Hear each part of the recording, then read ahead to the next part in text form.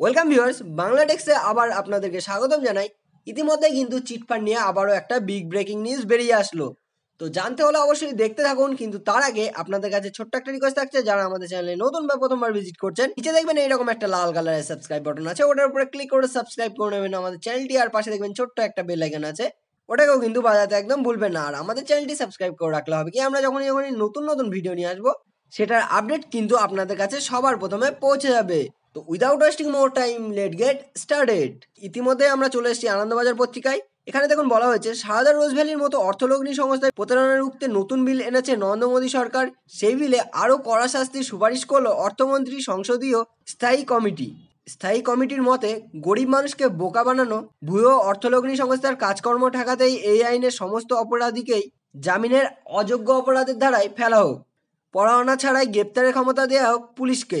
বিলে তা স্পষ্ট করে বলে দেওয়া হোক, পশ্চিমবঙ্গ সহ পূর্ব ভারত ও উত্তর ভারতের নানা রাজ্যে চিটফান্ডের রমনামা ও হাজার মানুষ প্রতারিত হওয়ার ঘটনা প্রকাশ্যে আসার পর থেকেই কেন্দ্রীয় সরকার অন্দরমহলে এই নিয়েই ভাবনা চিন্তা শুরু করা হয়।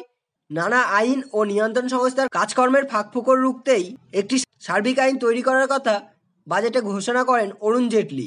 2018 কিন্তু জুলাই মাসে অনিয়ন্ত্রণ অর্থলগ্নি প্রকল্প নিষেধাজ্ঞা বিল লোকসভায় পেশ করা হয়। অর্থাৎ আইনের বহির্ভূত যে কোনো অর্থলগ্নি প্রকল্প চালানো, তাতে টাকা জমা নেওয়া এবং বিজ্ঞাপন দেওয়ার ইত্যাদির উপরে নিষেধাজ্ঞা জারি হয়। বিলে এও বলা হয়েছে, কেন্দ্রীয় সরকার একটি সংস্থা তৈরি করবে যাতে বিভিন্ন রকম অর্থলগ্নি সংস্থার তথ্য থাকবে।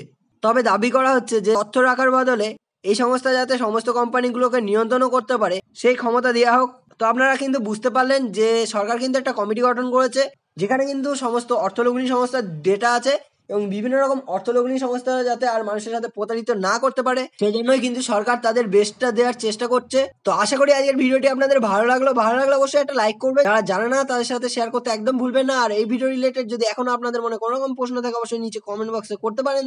তো আজকে যেন এই পর্যন্তই, আবার দেখা হবে এরকমই কোনো ভিডিওর সাথে।